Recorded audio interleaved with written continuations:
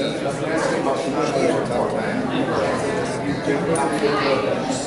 evening.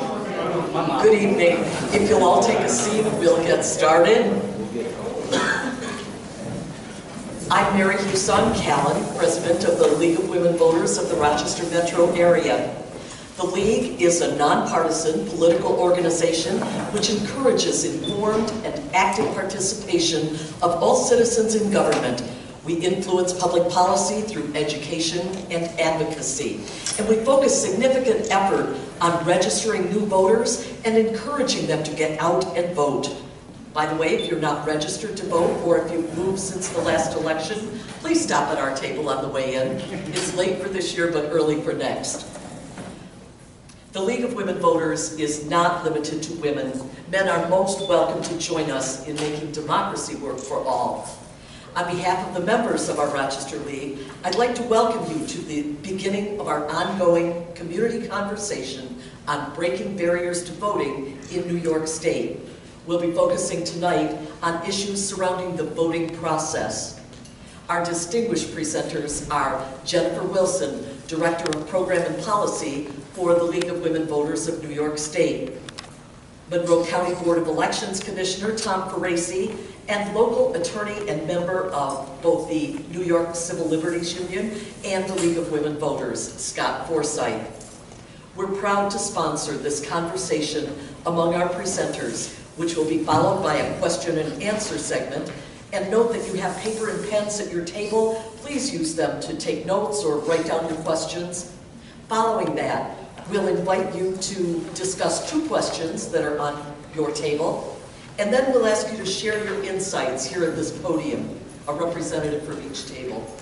Finally, we'll offer some ideas for acting on what we learned tonight. We hope that you'll sign on for at least one follow-up activity. Our presenters will be available for questions and answers during the table discussion and for a short time after the forum. We request, of course, that all our guests respect our panel, our hosts here at Asbury First, and the League's own commitment to civil and respectful discourse. Please join me in welcoming Jennifer Wilson, Tom Ferrarese, and Scott Forsyth.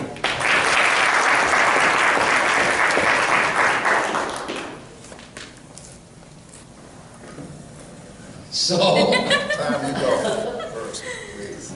I want to thank the League because I think this kind of opportunity to have a discussion about what's going on in terms of the reform of voting process is a very important discussion for 2 different reasons. One, a lot of times voters have no idea. It's a real confusing process to them, and I think these kind of discussions help kind of clarify and give them an opportunity to understand the process. But then the second piece is it also then empowers them, hopefully, to then talk to their legislators, or talk to their neighbors, whatever it is, to then kind of move forward. I guess what we're covering tonight is around voting and the various issues around that. The early voting, I think, is on the topic. The voter Enfranchisement Act, is that still back on the topic tonight? Electronic poll books, that kind of stuff. And what we're trying to do is talk about that and see how those kind of things can affect what we're fallbacks into. So, okay.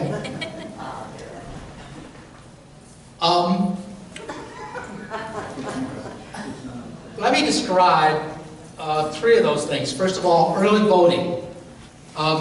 Is there anybody in the room that doesn't know what, or at least have some concept of what early voting is? Good. Because it is different all over the place. There's 30-some states that currently do early voting. But if you look closely at it, probably about 12 or 13 of them tell you they have early voting because you can get an absentee ballot early. One of them actually has early voting, but it's only in the general election. So it's an interesting mix of what early voting is out there. And to be honest with you, we really want the dialogue in the state here to kind of talk about the successes and failures that have occurred in other states so that we can make that process pretty seamless here for the voters, for those of us that support early voting. And on top of that, the concept of being able to get an absentee, a no-fault absentee, that's the other thing we're going to talk about tonight. Unfortunately, absentees restrictions are literally locked in the Constitution. The Constitution says you have to be out of the county or ill, unable to go to the polling place permanently or temporarily. And so when you sign a request or an application for an absentee, you're actually stating that and signing an affidavit to that effect. So we really want to kind of eliminate that and allow people to kind of request an absentee whenever they need it. The other thing that we're talking about tonight is electronic poll books. Has anybody heard about electronic poll books? Yes, okay, good. Electronic poll books is an interesting move because what it does is it opens up the door for changing how we do elections, in particular in dealing with something like early voting. It allows the process of going into a polling place, and by looking it up in an electronic poll book, it kind of registers that you went and voted in that site and kind of protects the system from allowing you to go to another site and vote. And with that protection in place, I think people feel a lot more comfortable, because that's one of the arguments against early voting, is that, in fact, voters could go from place to place and try and cast a ballot multiple times. So we kind of see where that ties in. But at any rate, early voting. The league has a good stand on that. Yeah, but before we get to, oh, sorry, I'm a really soft talker, so I'm trying to speak up. So I just want to say firstly, it's really exciting to see a lot of young people in this room tonight. I know you guys are here because of your class, but I'm hoping that this is going to be fun and educational and not just boring like our regular classes. No offense to your professor if he's here. I want to set the stage in New York State a little bit. So in New York State, we would have one of the lowest rates of voter turnout and voter participation. We're usually at 47. Last year, we were at 41, 41st in the nation out of 50 states. That's horrible. We have never broken into the top even 30. We're always in the 40s. We have really bad voter participation rates. And why? Why does New York State have such bad voter participation rates? Because of these reforms. We don't have these things in other states. Other states have barriers to voting, like voter ID laws, or their poll workers are really bad. We don't have that in New York State. But we don't have these great reforms like early voting, no excuse absentee voting. You guys are college students, so if you're still registered in your home area, you probably had to apply for an absentee ballot. And you know that process is tough. And a lot of the ballots, they get lost in the mail, and then your vote doesn't count. These reforms that we're talking about tonight would address some of those issues that New Yorkers face. Also, is anybody here from New York City originally? Okay, yeah, I'm originally from New York City as well. My first time voting, I waited an hour and a half to vote. I live in Albany now, that's not an issue anymore, but in New York City, the bottleneck at the actual place where you sign your poll book is so insane that people wait 3+ hours in New York City to vote. That's crazy. If you have a kid at home, if you're a college student, you're working a job, you don't have time to wait 3 hours to vote. So these reforms we're talking about tonight will address some of those issues. But why haven't we already done this in New York State? We're a progressive state. Why wouldn't we change these things? Our incumbency rate of re-election of state officials is more than 94%. You have a better chance of getting re-elected or getting elected if your current legislator dies or gets indicted than like steps down to open up the seat. So they don't want to pass these laws. Why would I change the laws that got me elected? So the point of this whole town forum is to educate you guys on these policies with the hope that you would go to your state legislator and say, hey, it's ridiculous, I have 1 day of the year to vote. I'm a student, I'm working a job, I'm doing an internship, I can't always get to the poll booths. So the early voting proposal is 7 days ahead of the election plus election day for 8 days total. And it's 7 poll sites per county and 1 poll site per 50,000 residents. So if you have under 50,000, you get 1 poll site. If you have, do they have to write this down? Is their professor here? Are they going to get quizzed on this? Should I talk slower? I'm ready. Okay.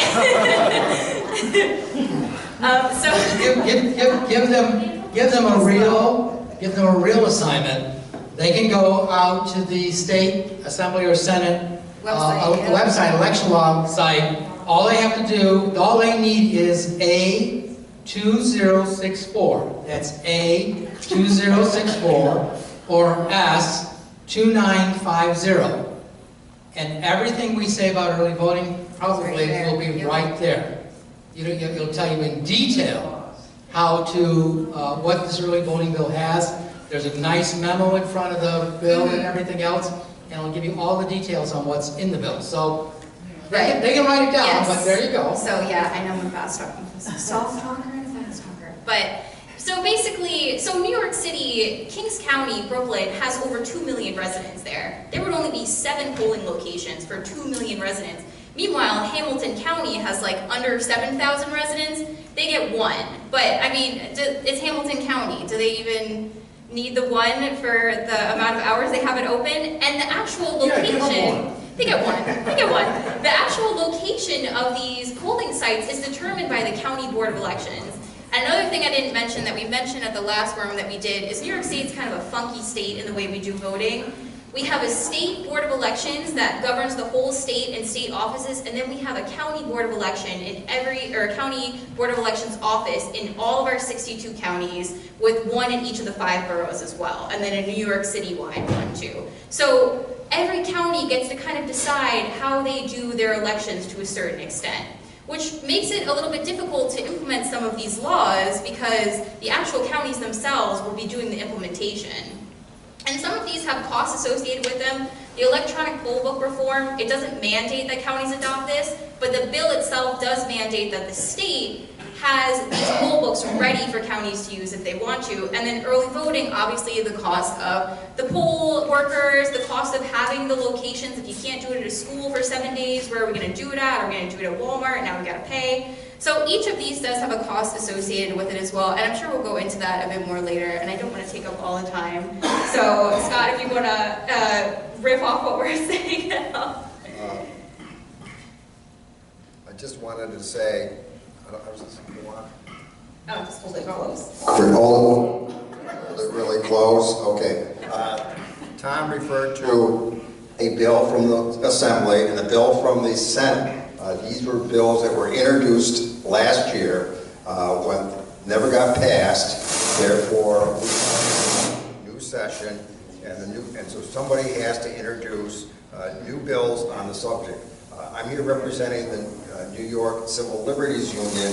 We're taking a slightly different tack. We're not getting behind any one bill. We would like the folks here to get behind the concept of early voting, whether it's 7 days as articulated in one of these bills, 10 days, 30 days, or even just 4 days, including the weekend. We want to see early voting adopted to increase turnouts. I think that's the idea, is that you're not simply adopting something for the convenience of folks, you're looking to increase turnout. Jennifer referred to how poor of a turnout we had in the last several elections, and we're hoping and wanting that these reforms to increase turnout. And I agree that that's the concept. One of the things that's interesting is that very often these bills do start the dialogue. And I have to be honest, those 2 bills, in looking at them, there's probably a number of different things that I would do in terms of amount of polling sites, that kind of stuff. Also, too, there's a lot of little nits in those bills that you have to look at. And I kind of worry sometimes that in the process of putting these bills in place, we have an opportunity to take care of other issues. One of those issues is a political calendar. And I guess if you put the word political in front of it, it makes people worry. But what we're really talking about is the calendar for all the various election-related things, passing petitions, filing petitions, all that kind of stuff. And to be honest with you, with early voting, we should be taking a close look at the political calendar, because that changes a little bit of the dynamic, because you have to have ballots ready by a certain point. And right now, we have some very short timetables in New York. As a matter of fact, New York is under a federal order on federal ballots because they don't meet in their political calendar the deadline for overseas ballots. And to be honest with you, next year, if they don't change the political calendar, we'll have 2 sets of ballots.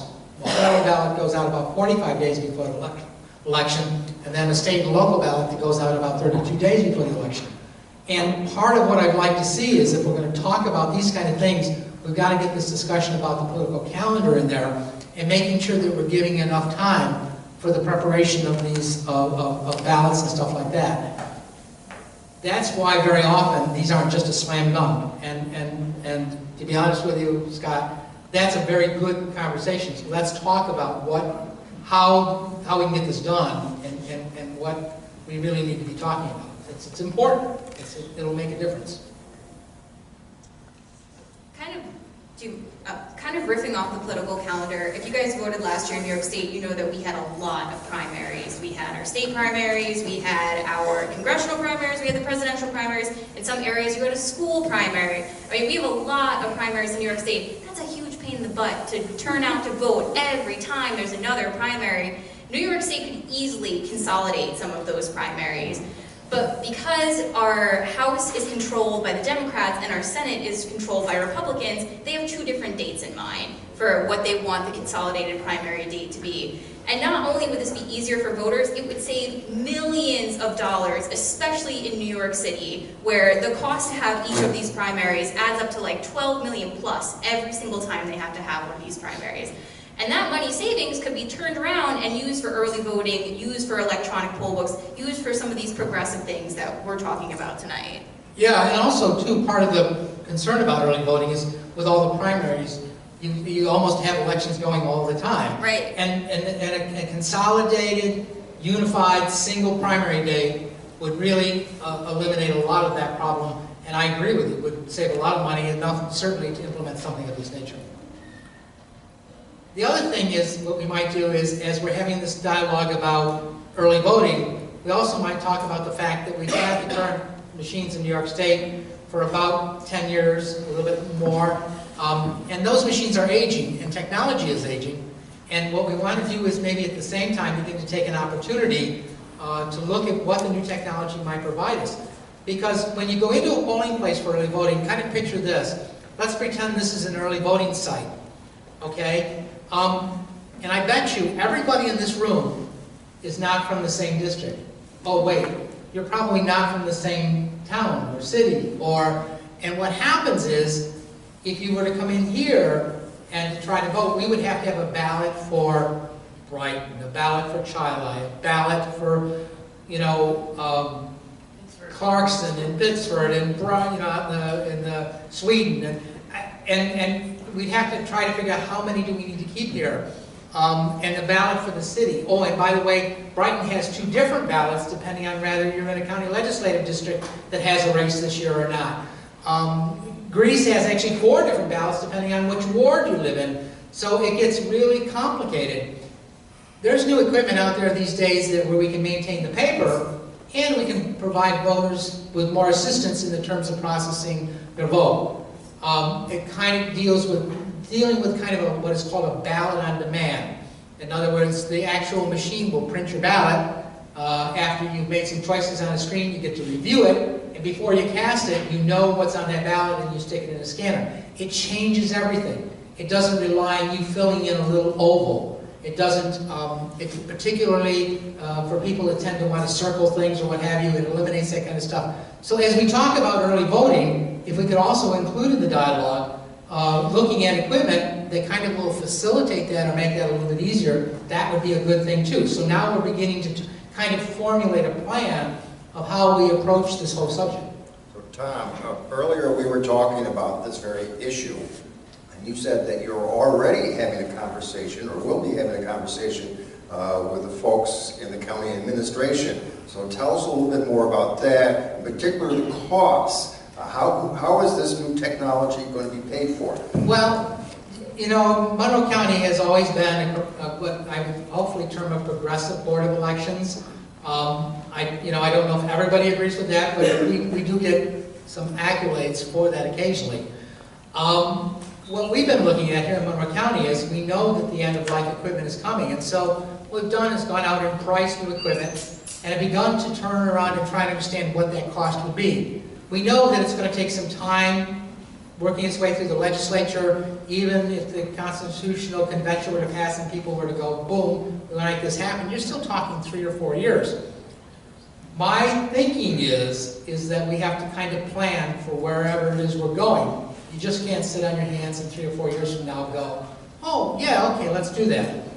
I am hopeful that any changes that might come down, that the state might look at funding, or at least partial funding for. But one of the discussions I've had with my counterpart is that we want to begin to put into the capital budget. It doesn't put it into the county's regular budget. It doesn't spend the money. But it does begin to put it on the table so that, in fact, we can do the necessary borrowing if we had to. Now, I know people are going to go, oh my gosh. We are talking probably a cost of anywhere between $12 and $14 million. But that basically would begin to, we actually make a huge dent in replacing all of our current equipment. So we're starting what we call a kind of a capital project request. We put that in already for this year, so we can get it onto the capital plan. And we're trying to do a third of that each year, so we can build up that kind of money and have that in place, should we be able to kind of move forward with something like this. Now, this equipment will take a change in the legislature's laws, because we have to deal with the issue of full-face ballot. Does everybody here know what a full-face ballot is? No. Oh, lots of no's. A full-face ballot is a ballot which, when you look at it, every race is on the front of the ballot. It's like when you walked into the old lever machines, all the races were right there in front of you. That's kind of a full-face ballot. And all the rest of the states in the country have abandoned that. New York is the only one right now that still has a full-face ballot, a requirement to have only a full-face ballot. We think that kind of the election process has changed with the number of constituted parties, the number of independent parties. A full-face ballot has become very cluttered and difficult for the voter to navigate. Most places now allow paging so that you can have a race at a time and kind of deal with that. What we want to do is open up the door for some discussion about how we might look at voting machines working in the future, and not have to be tied to that full-face ballot. But that's going to require a change by the legislature. And so we see this kind of as an ongoing process. We have begun to have discussions with them. We have met with them. We've shown them some of the equipment that we see out there as commissioners, in terms of how that can change the dynamics of voting here. But without those changes in the legislature, these kind of things will become more problematic and more problematic. Tom, you referred to the legislature. Which legislature are you referencing? The state legislature. Thank you. For ballot proposals are on the back side still, though. And I hope you guys, I saw a bunch of you had voter guide part 2s. They're not on the back of the ballot. Yes, they are. They're on the other side of the ballot. Oh, okay, I'm sorry. They, The candidates are on the back of the ballot, the proposals are on the front of the ballot? Well, at the state, I know at the state board of commissioners meeting, there was this funny thing where it's like, there's no back side, it's the reverse side. It's not the back, it's the reverse. But yeah, so when you do vote in November, make sure that you do flip it, because the 3 ballot proposals, and some of you will have 4, I found out today, yes, will be on the reverse side of the ballot. Actually, if you vote here in Monroe County, and I'm hoping this is the way it occurs, because we've been training our poll workers this, when you're handed the ballot in the privacy sleeve, hopefully the propositions will be face up, because we're trying to get people to start with that, because we think that that's a real good way, because they'll go looking for candidates, I assure you, but not necessarily for the various propositions. So we're trying to we're telling them, we're explaining them, we're showing them, we're sending them a newsletter tomorrow reminding them, please, when you hand the voter the ballot, you put it in the privacy sleeve, put it in with the propositions up. And I know it's kind of funny, this other side, front and back, but we've tried real hard not to declare a front or not to declare a back of a ballot. Because to be honest with you, each side is equally important. And also, too, what we're trying to tell the voters is there's voting on both sides of the ballot. Now, you may say, well, why don't we just tell them there's propositions on one side and candidates, or, this on... We've got to be really careful, because you can't say, well, the mayor's race is on that side and the proposition for this is on... Then you're actually leading a voter. And so the concept of making sure they understand there's voting on both sides of the ballot is kind of a neutral position and one that we feel comfortable taking. So I want to circle back to some of the proposals that we're talking about tonight, and I want to talk about the fact, or the way that they can increase voter participation. So early voting is a great example of this. We're one of only 13 states that doesn't have some form of early voting, and Tom mentioned earlier that there's a couple of different ways to have early voting. There's vote by mail, where you just get your ballot in the mail. A few states do this, and literally the ballot comes to them in the mail. They can either hand it in person, stick it back in the mail, and send it back. Washington State actually does this, and I believe it was the 3rd year that they did it. A lot of people put their ballots in the recycling because they thought it was junk mail, but they've since resolved that. That doesn't happen anymore, but that was a big problem the 2nd or 3rd year that they did it. In New York State, ours would be an in-person early voting, so you would have to go turn up in person to do it. And at first, some states who had early voting, they didn't notice a big increase in voter turnout, but then as more people learned that there was access to voter turnout, the numbers started to increase, and now they are saying that it does in fact increase voter participation, particularly in low-income areas where people work hourly jobs. You know, they find out a few years after the fact, and they're like, oh, well, I can go on my day off and vote early instead. It's just a great way to let people vote on their own time, to not have them restricted to a single day. And the biggest arguments we always hear are, it's expensive, which is true. It can be expensive, although for New York State, in the grand scheme of our extremely bloated billions of dollar budget, it's a very small cost.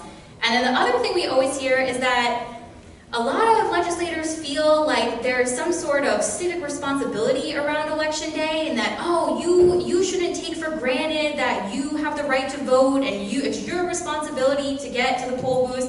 This is 2017. People have 3+ jobs, they've got kids, they don't have time to get to the poll booths on that day. People who are working, you know, literally the entire day. So to us, that's a moot point. The cost is definitely something that, as Tom mentioned earlier, this would have to be a budget line item in the New York State budget. They just don't put it in. In the past few years, since the Assembly Speaker and Senate Majority Leader were indicted and removed from office, and the new Speaker and Majority Leader have been put in, the Assembly has actually passed this proposal for the last 3 years. So since the new Speaker has taken over, they've actually passed this, and he's actually passed quite a few voting reforms. And I saw, Scott, that you actually had the press release. I don't know if you wanted to mention any of those reforms that the Assembly actually has been passing. Yeah, well, this is a press release dated May 15th of this year, in which the Assembly announced how it had passed, I think, 10 bills on the subject of expanding voting opportunities. It then went to the Senate, where it basically died. And the feedback I heard, maybe Jennifer can comment on this, it was just too much to ask of the Senate in too short of a period of a time. All right, and we'll talk maybe a little bit more about this later on when we get to what you guys can do if you want to engage in some sort of action on the subject of expanding voting opportunities. Yes, this is the press release. It was nice, but it didn't go anywhere in the Senate. You may have also heard that the Attorney General has come out with a big list of reforms. Yes, it's great what he is advocating, but again, as somebody's told me, it's basically dead on arrival. Yeah, the AG's proposal is actually interesting. The Assembly turned it into legislation, and the Senate there isn't even a bill on the Senate side. And it's a huge omnibus package, and by and large, omnibus packages of bills never move. They might move in one house just to kind of show the constituents, oh, look, we passed this nice thing, but this one didn't even move. There was an omnibus one that the Assembly passed that had to do with restoring parolees' rights to voting, also about languages, the ballots at the booths, and just, you know, the 10 reforms that they passed were really quite interesting reforms, and I believe one of them too was actually about allowing 17-year-olds who were going to be 18 by the presidential election to vote in the presidential primary, which when I was 17 and turned 18, like right before the election, would have loved to vote in the presidential primary at that time. Yeah, I think that's a good move. Unfortunately, these big packages try to take, and to me, they try to take big swipes of things and don't necessarily deal with some of the issues behind them. We talked a little bit about that in terms of the early voting stuff, and in particularly in Eric Schneiderman's proposal, there's some real concerns there that some of the implications of what he has in that bill could create other issues that we need to talk about, that we need to kind of figure out. And unfortunately, sometimes these big packages, as you say, get passed as big packages, and they don't get the kind of dialogue that they need. That's why these kind of conversations are so important, because if we're going to tell our legislators what we want, we need to be specific and we need to be clear. There's other issues, though, that I think we run into in terms of this voting process. And we had a dialogue last month about registration. And to be honest with you, that dialogue easily carries over to this session in the fact that if you're not registered to vote, voting is a mute issue. So we're looking at ways of making it easier to ensure, and you mentioned the voter felon thing, which included a thing on social service agencies too, advancing the vote. And I think you can't have any taking down barriers to voting, you can't have any of that discussion without talking about, should we be doing same-day registration? Should we be doing a universal registration? Should we be dealing with those kind of issues as part of these conversations? Yeah, but Tom, don't we have a problem with those grand ideas? And what is that problem? The New York State Constitution deadlines. It is true, but I also... What does the Constitution say on registration? There's a limit, it's 10 days, I realize that. But I tell you what, if we don't have dialogue and we don't tell our legislators what we want, they kind of head off in the direction of their own. And I think in a lot of ways, they welcome, hopefully, some of this dialogue. And I think as involved citizens, and it's funny, you mentioned younger people here, I'm really glad you're all here, because it really is important. Your voices are stronger than you realize. And you really have more say about what's going on. It's just you have to stand up and make sure your voice is heard. I tell that in a lot of classes that I do with younger people. Just last Friday over at Edison Tech, I did a number of classes. And we talk about turnout. And it's so dismal, right? We do talk about that. But unfortunately, young people have beyond dismal turnout. And I think it's probably because of their frustration with the system and their belief that a lot of times, what difference does it make? I can't really change anything anyways. And I had a conversation with Jennifer prior to this thing here about that being a big issue to me, because what it is by saying that, and I always want to tell young people this, by saying that, you've actually allowed your vote to be suppressed. And up in the Northeast here, voter suppression is a little more subtle. I think in the southern states, with voter ID and what have you, it's a lot more evident. But here in the Northeast, it's a little more subtle. But a lot of times you're told your vote doesn't count. Well, don't buy it. Because if you buy it, the person telling you that has suppressed your vote. They've convinced you not to vote. And I think that's what they do intentionally. And I've seen that occur in many counties. I've seen it occur in this county several times where, gee, countywide, trying to, this is impossible. It just doesn't make any difference. It does make a difference. And so you can't have dialogue about all this voting process unless you talk about, because then you're going to have to get out and vote. If we do early voting, you're going to have to get out and vote. If we have a no-fault answer, we got to take that next step. And that's what's going to be really critical here. Yeah, I mean, like I was saying earlier, with more than 94% incumbency rate, I definitely see the side of that. Why am I going to go bother and vote? I already know the party can't pick my candidate. But part of that is the primaries. Having so many primaries, I don't want to go to all these primaries. I'm just going to let those people pick the primary winner. And then ultimately, with our gerrymandered district, that candidate's going to win anyway. And part of that is constitutional, part of that is statute. And going back to the Constitution, what you had said earlier about the 10-day rule, I just want to expand on this a little bit. So our state constitution says that you have to register to vote 10 days ahead of the election. Later on, the Board of Elections asked them to pass a statute that said, let's make it 25 days. We get these paper ballots. It's really hard to print these poll books. We got to get them back from the printer. We got to get them to the poll sites. It takes a long time. If we had electronic poll books, you wouldn't need any lead time. You could register right up to the day and go to the election site and your name's on the registry in the electronic poll book.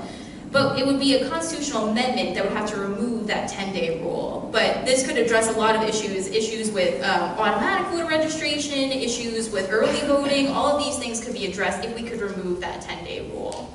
Yeah, I agree. All right. Actually, the New York Civil Liberties Union has targeted registration as one of its priorities in the way of election reform, but it also recognizes the problems with getting an amendment to the Constitution. So all that we are advocating is to reduce that registration period from 25 to 10 days. But the New York Civil Liberties Union is also very much in favor of early voting and electronic poll votes. And we're asking that people support the ideas, and we'll worry about the details later. And we're going to rely upon people like Tom to help us draft the necessary bills. Well, as you can see, this is not a simple process. And the reforms out here that we've talked about, to be honest with you, is kind of the tip of the iceberg, wouldn't you say? Yeah. Yeah, it's just the tip of the iceberg. There's a lot of other election reforms. It's interesting, other states have looked at different ways of voting, different ways of tallying voting. I believe Vermont, or I'm trying to remember which state it is here in the Northeast. One of those states has actually passed a bill that changes how they count the votes, and rather than they rate candidates in an order, rather than Vermont, yeah.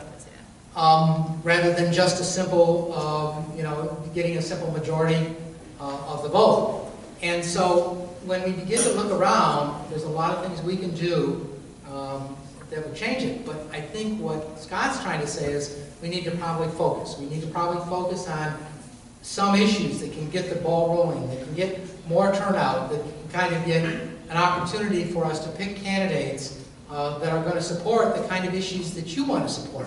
And I'm saying that's really what you need to do. Figure out who's supporting the kind of issues you believe in and make sure that we get out and support them. To be honest with you, it could be somebody that stays in office for a long time, but is progressive enough to say, okay, change needs to happen. As a matter of fact, sometimes they can be enlightened enough that they're leaders of those kind of changes because they're there and they know how the process works. Yeah, but we need to make that ask. We have to go to our state senators. I don't want to pick on any particular branch of the government, but it's where the reforms passed by the Assembly died last year. We need to go to our local state senators, who all happen to be of the same political party, and ask them where they stand on these big issues. And that involves doing some telephone calling, writing, and or individual lobbying, and that's what the local chapter of the NYSLU is prepared to do, and we hope that you guys would join with us. And here we have Daman, who's our executive director, and if you're a little bit unsure of how to lobby, she's prepared to help to train you, so that's going to be one of the action items. Something else that we're trying to do is collect stories about people who were frustrated or stymied by the current system, and who might have a better experience if these reforms were adopted. So if you don't necessarily want to lobby your legislator, but would like to help us out collecting stories, great. And we're not talking about, you could be a story about yourself or about a relative, a friend. We just want stories that we can then pass on to our legislators to give these problems a face. And legislators do respond to stories about problems. And also we want to bring in others. So if you are excited about any of these, what we're talking about today, and I realize this can be very dry. Tom lives it, I live it too, Jennifer does too, but we want you to bring in others to join in this conversation because we feel it's very, very critical for the welfare of the state and the country. What Scott is talking about is really important, so what I'm going to help me out here, I want to kind of summarize. If you start with barriers, what are the barriers and what have we been talking about? If you really want to start kind of at the beginning of the process rather than where we began talking, you would talk about registration. And there's laws or proposed laws, I would say legislation out there to talk about kind of fixing the registration process. Rather it be, once you register in New York State, you're permanently registered. Or kind of an electronic registration process, much like you can do with DMV now, but it would be actually driven by the state board so that it's more set in.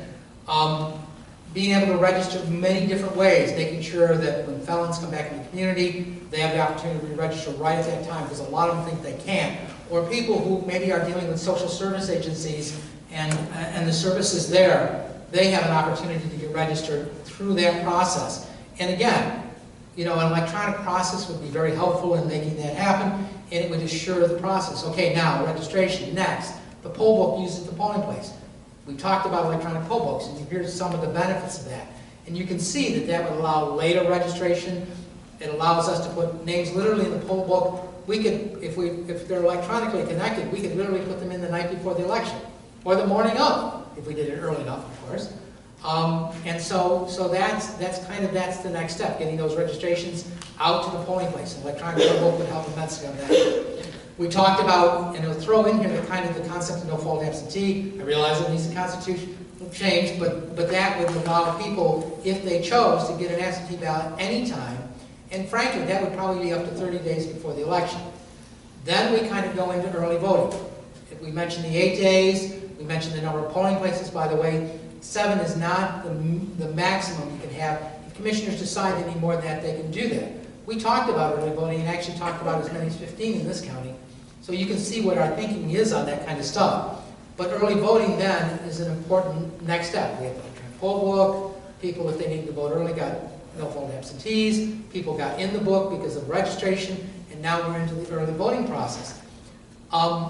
If in fact we have equipment that assists the voters, ways to make sure that we can then protect that process of the vote. Anybody who worries about voter fraud, by the way, I'm going to say something. It does not exist measurably anyplace. I don't care what anybody says. Voter fraud, comparatively speaking to the number of people vote, is non-existent. But for those that are concerned, and I understand that, in the early voting process, you have equipment and books and everything else that definitely protect against that. And so that's why we got to talk through that. That's why it's a little bit more complicated process in getting early voting out there. And then, to be honest with you, in a lot of ways, we also need to then look at kind of, if you'll forgive the expression, something we haven't talked about tonight, what I call one bite of the apple. And what happens is, by doing one bite of the apple, in other words, once you pick a process for voting, that's the way you voted. You can't come back later and say, that, gee, now I want to vote here instead of, can you throw that away? And the reason I suggest that is currently, if you vote absentee but you're in the county on election day, you can vote there. We actually pull your absentee ballot. And what it happens is it means that we cannot open absentee ballots until 9 o'clock. Now I have to be honest with you, we kind of want to push back against that. Used to be able to do that, can't do that. And right now, we don't open absentee ballots until 9 o'clock. It's a bit of a problematic thing when you're trying to tally all your ballots by election night before people go to bed. And so, if you do one bite of the apple, you can accumulate all these things without running them through the final run. In other words, accumulating the totals.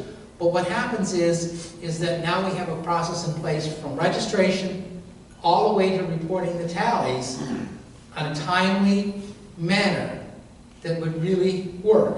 And to be honest with you, if you think about it, that's not as complicated probably as you thought this dialogue was.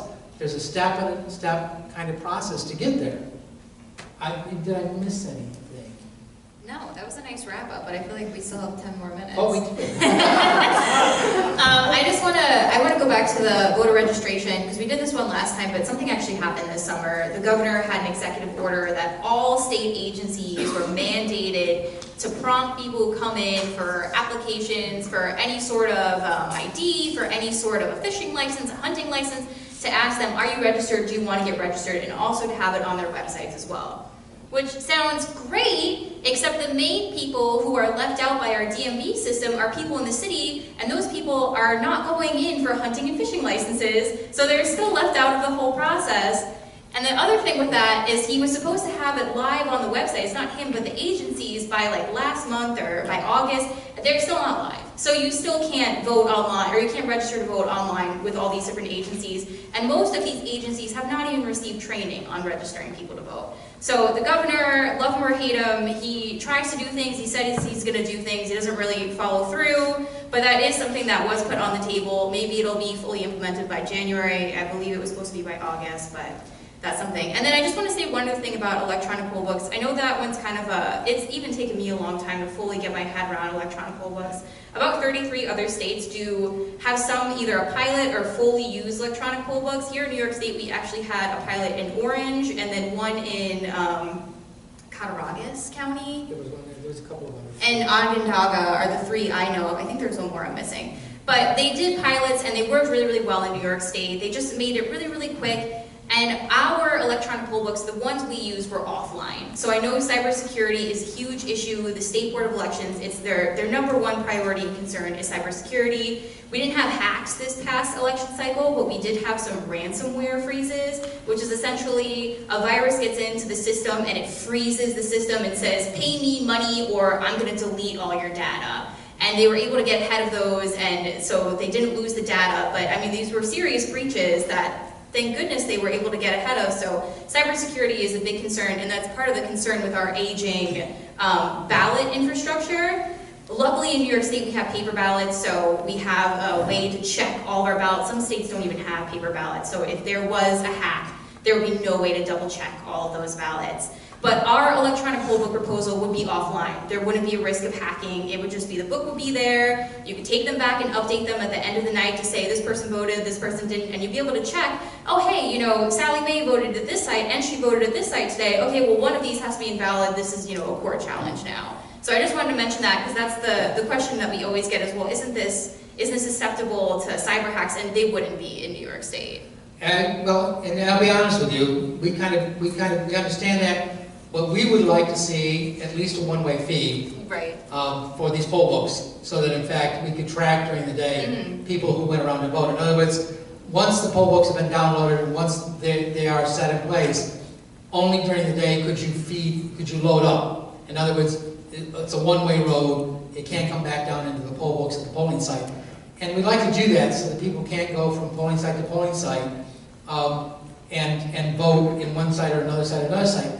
One of the things that we're really concerned about is that, and one of the problems that I have with absentee ballots is, because it's a paper ballot in an envelope, the same thing with affidavit ballots, is that, and forgive me, Scott, but lawyers just love to challenge people's votes. And they will challenge them for the most small, minute, oh, they didn't dot their I. Or something of that nature. And I am a person that wants to put the protections at the front end of the process so that in fact, once a ballot is cast, nobody can take that vote away from a voter. All right? And I have sat and stared down several lawyers relative to this process in elections where they came in to challenge absentee balloting or affidavit balloting and literally have pressed and pressed and pressed. To the point where in one election we sat in a courtroom in Cattaraugus, in Onondaga rather, in Syracuse, and when we got the judge to kind of rule in our favor, he said, how soon can you count these ballots? And my counterpart and I stood up and said, one of the counties, we stood up and said, we're ready to count them right now, we brought them with us.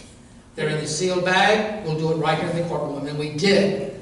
And because we wanted to make sure that those votes got counted before somebody else got an opportunity to try and take that away from the voter. So, in terms of that feed, I'd like that feed to be up so that in fact we can do that protection at the front end. This way they vote on the machine, it's voted, nobody can take that vote away. I would agree with you, Tom, that if you can vote on the machine, do so by, because when you do it on paper, there's always the risk of some sort of error. And you talk about lawyers challenging, just remember, Tom, that you are the God. I mean, yes, we can scream all we want, but you made the final decision, subject only to judicial review. So, and when we say, by the way, when we say vote on paper versus a machine, what we need is putting your paper ballot through a machine versus it being more like a provisional ballot where you put it in an envelope with your name on the outside and it gets somehow checked before it gets cast. I want them to be cast and anonymous before anybody can take that away from the voter. Once we've assured that's the voter, they have every right to vote how they choose and without having to have further review. Well, having participated in a review of absentee ballots last fall when I was in Canandaigua, this was a judicial race wherein on election night it was reported that the two candidates were tied. And then the next day it was reported that the Democratic candidate was up by about 100 votes, so we had to go through a manual review of each absentee. But actually I was, yes, we made some challenges, but the commissioners made the final decision, and I thought I was very proud that there were very few challenges that could be made because most of the absentee ballots were marked correctly. Well, and then, I mean, again, it's a situation where we want to make sure the voters' rights are protected. And sometimes they can be undermined. So I think we're ready to move into the next part. Questions? I won't bother to go to the mic because I think I'm loud enough. Thank you very much for this conversation, and we'd like now to invite everybody to join in. If you have questions for our panel, now would be the time. And ideally, because we value questions, if you would come up to the mic so that everybody can hear the question as well as the answer, that would be much appreciated. I have a question. I can be loud. Okay. It's a simple question, and I think you guys answered it in various ways, but so why is this important? Why is this important to young people? I mean, I'm 25 and all my friends keep telling me that year in, year out, they're not voting, and still I'm having a hard time explaining to them why it should be important to them. So to you all, why is this important? I believe it actually is important because what happens is you get to pick who leads you. And if you can't see the importance of that, then you're missing some of the issues that we're dealing with today. But I think it's clear. I think that is a clear thing. Having the right leaders is a very important thing. And unless you go out and vote, unless you exercise your right to vote, that doesn't always happen. When 12 or 13 people out of 100 can pick who leads us, you know, it's almost by only circumstance that the right person gets picked. We really need to have more participation from that perspective. Yeah, and I think since the last election, I think there's been a lot more involvement at the community level. People are just fed up. They're just sick and tired. They're tired of the same old, same old. Now they're really paying attention. They're following their legislators' Twitter accounts. They're following their Facebook accounts. And they're seeing that they're not doing anything. And they're pissed. Because why are you serving? Are my taxes paying for you and your health care and for your retirement? You're not even doing anything.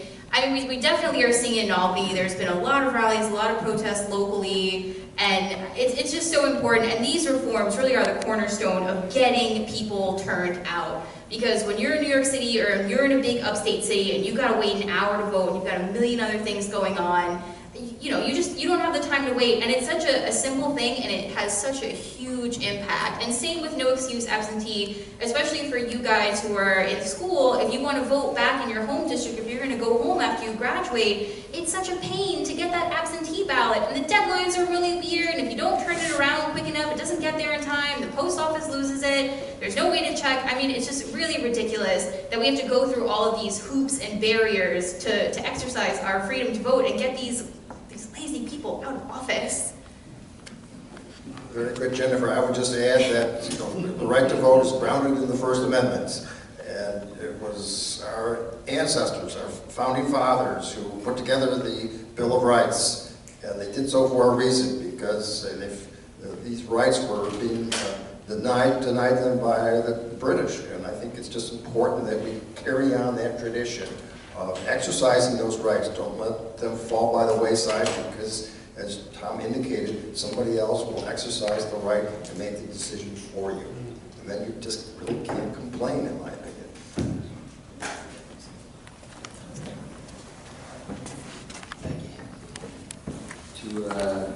To lead off of Iman's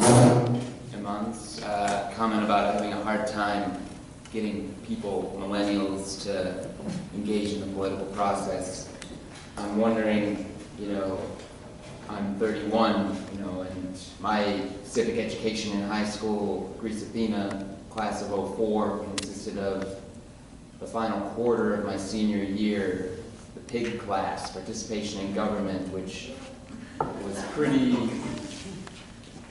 non-existent in my priorities as a 17-year-old going into college. I remember photocopying my history teacher's class worksheets as my 20 hours of political engagement. Didn't go into college with much education about primaries, about New York State compared to other states. I would love to ask this panel, sort of digging into that iceberg of what all the constitutes of electoral reform, what they think about something very specific. I've come across recently in Tacoma Park, Maryland, in 2012, the county, Tacoma County in Maryland, granted 16-year-olds the right to vote all the way up through the county, basically as far as the county had the power to. And another county in Maryland did it a couple years later, and there's other counties around the country considering this. And what they found was that granting 16-year-olds the right to vote gave them that lifestyle in high school, and teachers could show them what primaries were, and they could have experiential-based learning happening, and go to the county board of elections and learn about different states and voter suppression and felonies and ID laws, and studies have shown that 16-year-olds who can vote become 18-year-olds who have residual civic engagement. And I'm wondering, Commissioner Ferrarese, you referenced how Monroe County can sometimes be progressive. Can we do this? As a county, can we lead the state in something like allowing 16-year-olds the right to vote, or other things that might imagine a different world? It's interesting. At Edison Tech, I actually got the same question. Oh yeah? Last Friday. Wow. And the conversation we had is, unfortunately, and I say unfortunately, because sometimes you kind of want to try stuff, you're driven by state law. And so we really, you have to be 18. It's interesting though, but that age was lowered from 21 when enough people who were going overseas to fight in a war basically said, wait a minute, I should be able to vote if I can go fight in a war. I think times have changed. I think your concept or your idea has a lot of merit. We have done some stuff though that we've been able to do relative to that or similar to that. We had a program about 5 years ago that we ran trying to get more college students actively involved, and it was a college student program where we were reaching out to try to get college students to serve as election inspectors or poll workers. And what we did is we got a grant from the Election Assistance Commission and worked with the U of R, MCC, Roberts Wesleyan, Nazareth, and John Fisher College. And what we did is we had fellows at each one of those schools, 2 fellows, and they became basically poll worker coordinators. They had to get so many poll workers from each party, because that's the way New York State works, but they seem to do that just fine. And we set up a process by which they could plug into the assignment process, and before we knew it, we had about 250, a little over 250 college students serving as poll workers. The program went a second year, and unfortunately at that point we went out of money, and I ran all over the county trying to find somebody that would fund it so we could continue the program, but I couldn't find anybody who had the money to do that. Now, I do have to give the colleges credit, because what we had in funding from the Election Assistance Commission was not sufficient to cover the program, and a lot of the colleges had kind of absorbed some of the costs themselves. In administrative end of it, we absorbed some costs by doing special training. I mean, we would go out, for example, to the U of R on Sunday and do inspector training. not something we would normally do, or poll worker training. But I thought it was a really great program, and even after the program ended, I'm gonna argue in favor of what you're saying, because even after the program ended, you wouldn't believe how many of those students continue to be poll workers for a number of years. It's begun to fade. I really would love to see that program again. We'd like to add RIT in Brockport. We'd like to have 7 schools involved. But it was a really, really, really good program that worked really, really well. And it did, you're absolutely right, it did engage more people, and we definitely saw an increase because on the campus, those students would talk about the program they were involved in. The workers, poll workers they had recruited on the campus, the fellows themselves, they would talk about it. And it really, I think it really did hype it up. 16-year-olds, I really would look at it. I don't know if in fact it's something we could, by any means, but maybe there's a pilot that could be done, something like that, a test that could be done. We certainly could look at those kind of things. And gosh, I'd love to have those dialogues. I guess I also though know that, I don't know, what can we get the legislature or anybody else to do? Well, it's interesting you should bring the topic up, because I think you may have been reading the same white paper that I was reading today on the subject of what localities can do in the way of election reform.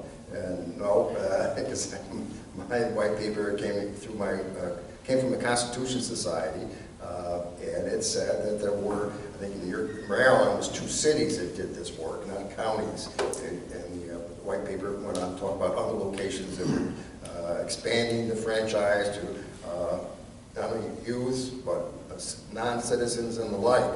But it so happens, correct me if I'm wrong, Tom, but our Constitution, New York State Constitution, does allow towns and villages to experiment, maybe not with the age, but with the registration time period, location of polls and the like. So you could have the town of Greece decide that they will, they may say otherwise, that they'll have same-day registration for all town races. Now, this may... I think, unfortunately, state law with this given point, the way it's written, would trump that, but... You think there's something, some express law to the contrary? Because that's what the Constitution says, town and villages unless express law to the contrary. Unfortunately, I've also discovered that not only is there a Constitution, not only is there the state statute, but then there's these court decisions. And by the time you get done and all the way to the end of it, sometimes it's like, oh, that's what we can do or can't do. I don't think that there is anything in There was a new proposal this year, though, put forward by Assemblyman Carroll that would lower the voting age to 17. I didn't read the full proposal, but he's a brand new member, and there was this group of high school kids that formed this new organization, and they went up to Albany like 4 or 5 times, on school nights, by the way, to go and lobby this 17-year-old bill. And Assemblyman Carroll, he just got elected last year, and he's really young. I want to say he's like 30, he's from the city. And it didn't get a lot of traction, though, because old people don't like changing the laws. Like, oh, these whippersnappers and stuff. And if you look, unfortunately, if you look at, I say unfortunately, again, you look at turnout numbers, and you look at it broken down by age, you're absolutely right. But the problem is getting possibly people elected who will support these kind of proposals that allow us this opportunity to try these things out. I certainly think that that's not a bill I would be afraid of at all. I think it's a process that certainly would provide some positive, and it would have been much easier. I can be honest with you, doing that class at Addison Tech, it would have been a lot easier to have people in there that actually could have gone to the polling place, because more of what I would have been saying to them, I think, would have resonated. And Minnesota, a state that's always in the top 5 of best voter turnout, they have high school student poll workers, and I mean the kids love it, and it's a huge thing because they get to miss school and get paid, and they love it. So we would love to have that in New York State. Another question? Let's over here.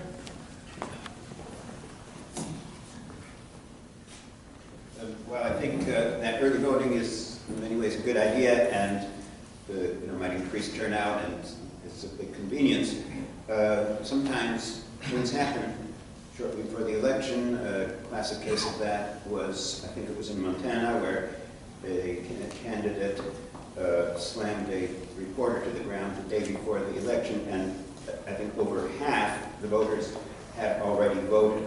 And I don't know if it would have changed them. I'd like to think that that would have changed the outcome because that candidate won the election.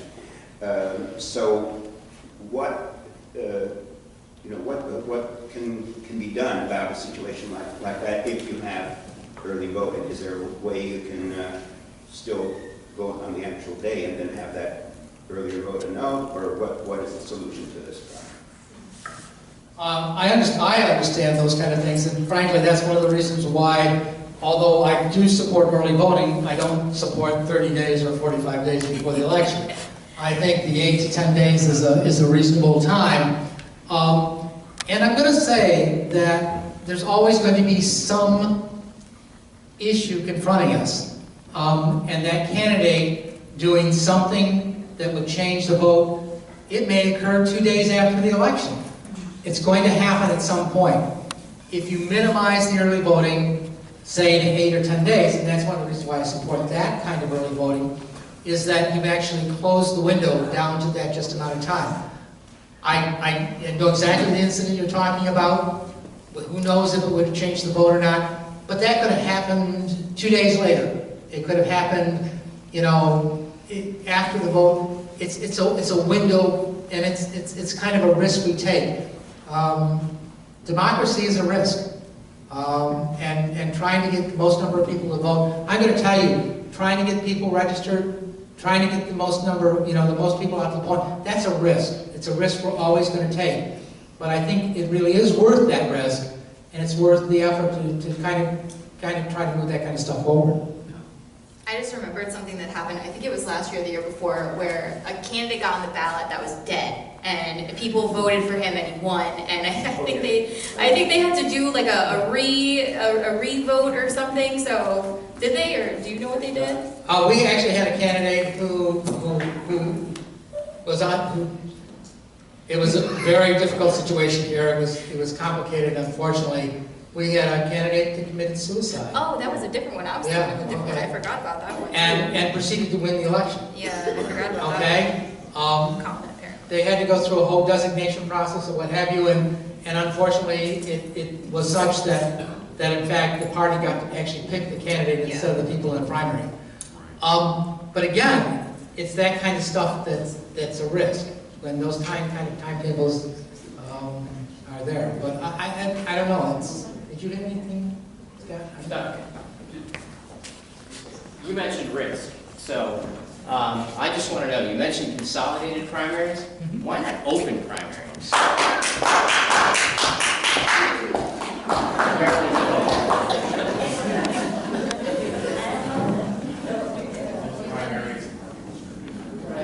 There is a lot of I'm gonna take a position that's gonna be very unpopular here. Go ahead. Okay? Because I strongly believe in responsibility. And what I like is, or what I believe in is, and we've lost this in a lot of ways, is that I believe candidates need to be responsible and stand for something. Unfortunately, I believe that we've drifted away from that. I think parties should have platforms. I think they should publish those platforms. I think they should actually be held to those platforms and things they believe in. So that in fact, if you vote for a candidate running in that party, you can have some expectations as to how they're going to perform and what they're going to do. Given that, I believe that in fact, primaries where you pick a candidate, the party people who have committed themselves to making sure that that party has standards, has values that are important, that in fact you can then also expect those party members to be able to pick that candidate instead of a whole bunch of people running over and voting in this primary to elect this candidate or running over here and to elect that candidate.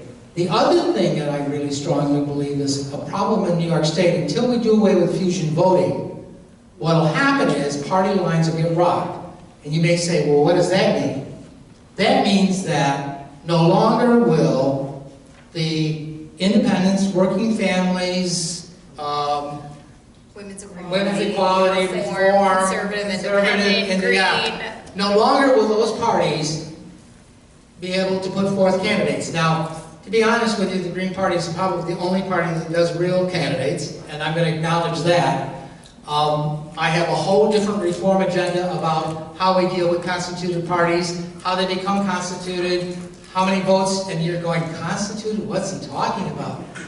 And New York State has all these complicated laws, but I also believe that those parties should stand for something, and I'm now back to this process again. Constituted parties are parties that get 50,000 or more votes in the governor's race, and they stay parties for the next 4 years. Okay, does everybody understand that? They got that concept? Okay? To become, so many of these parties, to become constituted parties, have put forth the same candidate running either on the Democrat or the Republican line, just to create their party, which I believe is where the problem is.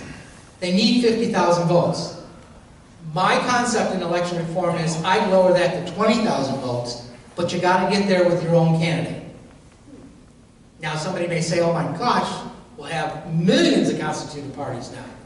Well, I would also add in kind of a section of the law that says in the first year you also have to go out and register 25 or 30,000 party members. In other words, you have to take responsibility for what that party stands for and have people come forth and willing to continue to stand behind that party. It's a real different idea. I don't think it's been put forth by anybody else, but I've been kind of pushing this idea that we need to change how we do constituted parties. So the whole concept of just opening primaries to me is much more complicated than saying, yeah, let's have open primaries. Because I don't think in the current environment they work. I don't necessarily believe that they force parties to be responsible for who their candidates are, and I think we should have a whole different process of constituted parties and how parties exist in New York State than we have today. Go ahead, you guys. Tom, I think your idea may violate the First Amendment, but we won't go there. I also want to mention something. So the parties themselves decided they want to be closed. So in our New York State party system, our Democratic, Republican, Green, Conservative, etc., in their bylaws say New York State is a closed party system. Now this year, the Reform Party, formerly South Common Core Party, decided, you know what, we're going to do something a little crazy. We're going to change our bylaws and we're going to have open primaries for all Reform primary candidates. So if you were registered Reform or registered as nothing, not independent but nothing, you could have went and voted in the Reform primary. So this is a state legislative issue, but it's also the independent party's issue, not the independent party, but like the party themselves. This is their issue too. Like I said, New York State's funky. We do stuff weird in New York, and this is one of those examples of a funky, weird thing that we do in New York State.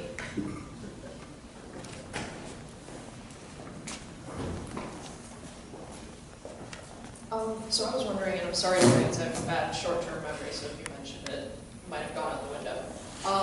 When it comes to absentee ballots, you were talking about how there are weird deadlines and not everyone knows the deadlines. I can just say I'm registered in Albany County and I'm having a hell of a time getting an absentee ballot right now.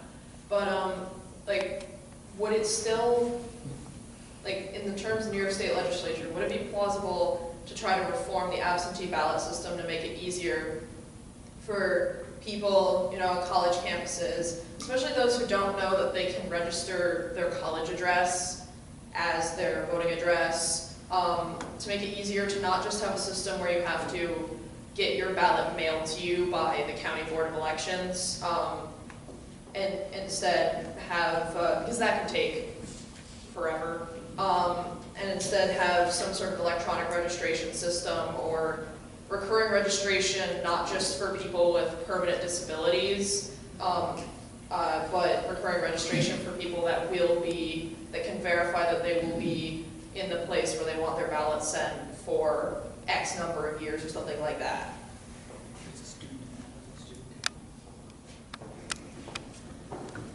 Yeah, I'll start since I'm sitting. Yeah, and I actually don't think that there's currently a state proposal to have an electronic application to vote by absentee, but yeah, I mean, and it's something we think about all the time because, yeah, our state absentee system is lacking. It's not good, and a lot of ballots do get lost in the mail, and the election commissioners go to a conference every year, and every year somebody from the post office comes and they just yell at them for like an hour because they lose all the ballots, and that's really frustrating, and then your vote doesn't count, and and it's not their fault because it's the mail who lost the ballots, but I think you can speak to this more than me. Well, it's even more complicated than that, because what happens is in New York State, we do need to change the law where postmarks no longer mean anything. We have to get rid of postmarks meaning something. One of the issues that we've run into is with these new stamps that you can just print anytime you want to, there's no postmark on them. And if you get near the last kind of few days of what's supposed to come back, we have postmark laws, so if it's not postmark timely, you can't count, for example, an absentee ballot. And that just kind of, to me, highlights the whole problem with the absentee ballot process. I think we should be able to apply for absentee ballots online. You know, we talked about the concept of no-fault absentee. As far as registering in the county where you live, if you want to do that, a lot of college students nowadays come to school and they get to a community and they start school there, particularly if it's a larger community, and very often they decide that's where they're going to settle. Or even for the 4 years, to be honest with you, they're much more engaged in that community than they are where they used to live, because now they do a summer, maybe the first year they go home, but the second year they do a summer job there, the third year they do a summer job there, and to be able to register, that's where they should be registering, because frankly, they're much more engaged in that. So I think there is a lot of issues that you raised around absentee ballots, and I think there's a lot of things we could do in terms of changing the law relative to that and making it a lot easier. One other thing I just want to mention about absentees is that the legislature is convinced that absentee voting is the root of all fraud. And in some ways, they're kind of right that the fraud that we do see is often through absentee ballots at nursing homes that the nurse filled out and is like, oh, Miss Johnson, just sign right here and I'm going to mail this for you. So in a way, they're right, but I mean, it's such a simple change that would have such a huge impact on everybody. But also understand, in nursing homes, if we have 25 or more absentee ballots in a nursing home, we send out a Democrat and a Republican, 2 staff members to collect absentee ballots in a nursing home. So in essence, we are trying to do some protections in that area. So, there was a question over here? Nobody else does. I'm interested in the Senate. So I want to understand what happens in the Senate. Whether the bills don't come to the floor, they come to the floor and they're voted down by a large majority, or it's a slim loss. So what's the scoop in the Senate? Okay, so I'm the lobbyist, so I'll talk about this. So basically what happens is the Assembly does their little song and dance, rah rah, we did it, and then the Senate is really weird. If you guys ever watch the Senate, they live stream it if anybody's interested in state politics. If you watch the Senate live stream, it's really different than the Assembly. They actually live stream their committees as well, and you'll notice there's nobody in the room when they have committee meetings because nobody goes because they can vote by proxy. And why would I show up to the committee meeting when I can vote by proxy and my staffer can go and sit there and take notes? So the Senate does things really, really different. As we mentioned earlier, it's Republican controlled. For some reason, Republicans are convinced that these progressive voting reforms will make them lose votes, when in fact the opposite is true. Both parties, the votes increase. There isn't a huge influx of Democratic voters, it's both of them. And in the Senate, the reforms this year actually moved through elections. The early voting moved through elections and was put to local governments who put it to rules, who never brought it to the floor. And that's basically the song and the dance every year, except usually it just dies in local governments. And kind of going back to what I said earlier, why would we change these laws that we keep getting reelected is basically, you know, the kicker. And the other thing is that, so every year in the budget, we lobby to put these reforms in, we testify on the budget, please put money in for these reforms, and every year they're like, no, no, no, we'll do it after the budget. And then every year after the budget, they're like, oh my God, the cost is crazy, we couldn't possibly pass this, it's gonna be so expensive. And then we bang our heads against the wall because it's like, yeah, we know, that's why we said put it in the budget, and now you're saying it's expensive, we knew it was expensive before. You should have just done it when we asked you to the first time. Should have been part of the budget. Should have been part of the budget. Before I repeat, anybody else have a question? Okay, just let me. Sure. Hello, so absentee ballots are a huge thing for me. Having moved from Oregon, where it's all absentee ballot all the time. And I have 2 disparate questions. One is specifically about absentee. The amount of, obviously, civic engagement in Oregon is really high anyway. But I will say that absentee ballots have made this amazing power throughout the state of being able to actually get an amazing return on investment. Is it possible for Monroe County, how much of a deal would it be for us to go all absentee? Are you guys actually against that? The other piece is completely separate from this, which is why don't we treat voting like a gateway drug? Like this is the beginning of your political participation instead of the end of it.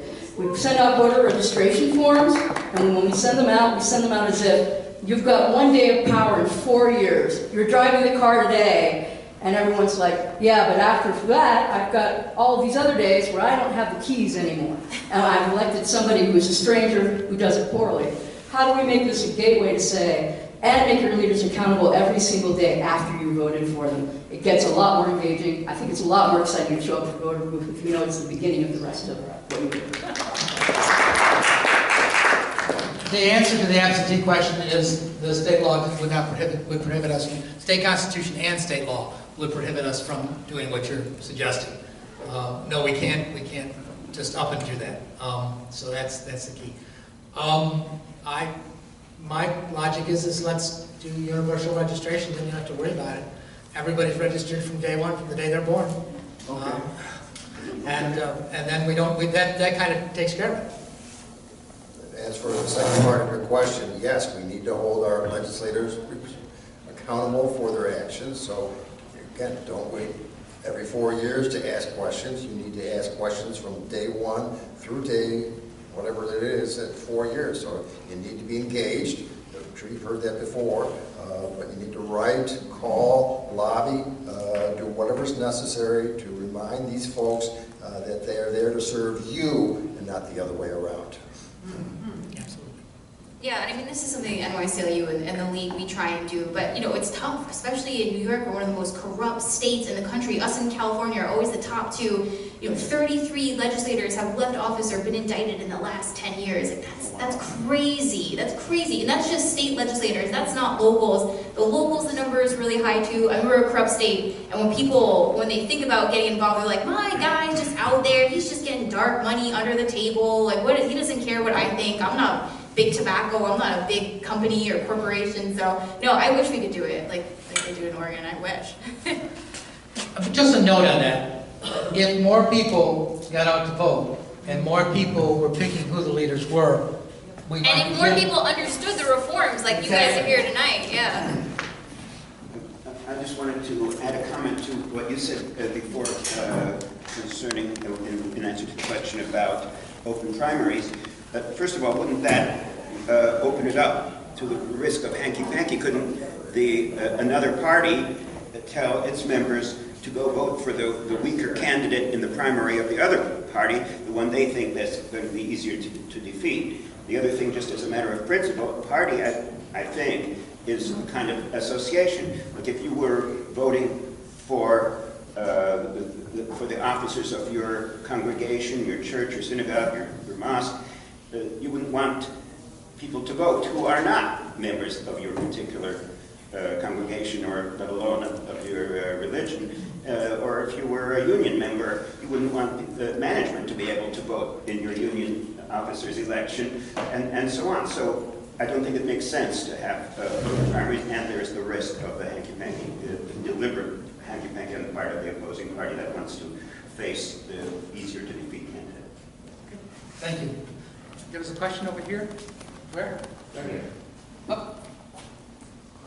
Can I just say one thing on the party change? Just one thing is that in New York State, we have the longest party change enrollment deadline, if you want to call it a deadline, in the country. And I mean, for next primary cycle, you had to change your party by October 13th. So if you didn't change your party affiliation by October 13th, your next set of primaries, you still have to vote in the same party that you're already registered in. We're the only state that does that. It is ridiculous. It's a statute. I don't know why we do it. Maybe you could explain it.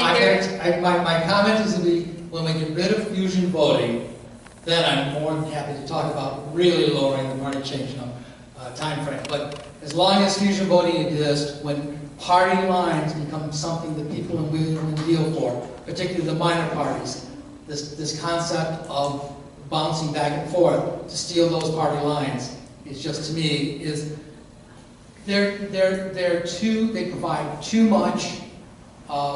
They provide too much. People can't win without them, and so the battle for them is so huge that there would be a lot of bouncing back and forth. It's a complicated thing, but it's bad. Fusion voting needs to go. So I've heard it said there's an advocacy for automatic registration, basically based on your birth in the nation. So the birth certificate satisfies documentation for when you become old enough to vote, you're registered to vote. So I like that. I've heard one person express his opinion about that. I wonder about the two of you. And also, what about same-day registration?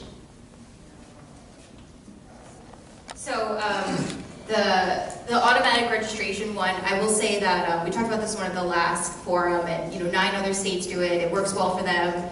They do it through their DMV. It's really easy. Only Alaska doesn't do it through the DMV. And there is kind of a check in there. I mean, for us, there'd have to be the check and balance because we do have the law that anybody on parole can't vote, which not all of us agree with.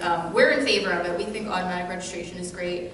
And then the same-day registration one, we would be in favor, but we can't do it with that constitutional deadline, with the 10-day constitutional rule. Even if we got rid of the 25-day, we'd still have that 10 days, so it's another one. It'd have to be a constitutional amendment. And then the other issue is, okay, so let's say it's same day for a primary. Would I now be allowed to register to vote in that primary? And then there's some issues with that, so that's another kind of complicated one. I think that covers it. How are we doing time-wise? Yeah, right. Oh, This will be the last question. okay. So we talked about many reforms today, many. I couldn't even name them all. Between early voting and changing the poll machines and just think back through everything. If we're going to make some change, it seems huge. We the people, how do we convey the message to our legislators, or what do we do on something that needs this much change? Where do we go? You begin to break it down, and I think Scott will give you a whole way of doing that. Well, yes, you actually have a sheet in front of you for discussion. Thanks, Kim, for leading into this. But there's several ideas for action. We have, you can write letters, call, lobby. That's one way. Another way is to collect stories, as I mentioned earlier. But this is not an exhaustive list. So that's part of the discussion, is we'd like to hear more from you as to what you think would be the best way to implement change. And we can talk about which changes. I've told you what the 3 priorities of the NYCLU are, and basically they're sort of the low-lying fruit on the tree, because they would only require changes from the legislature, and we think that there will be support for these 3 changes this coming year, and then we can address future changes in other years, more changes in other years. But we want to hear from you folks as part of this discussion as to what to do and when to do it, and what additional assistance you want from us. This is when I say us, this is the league as well as the NYCLU. Very good. There you go. Great. Thank you very much, and thank all of you.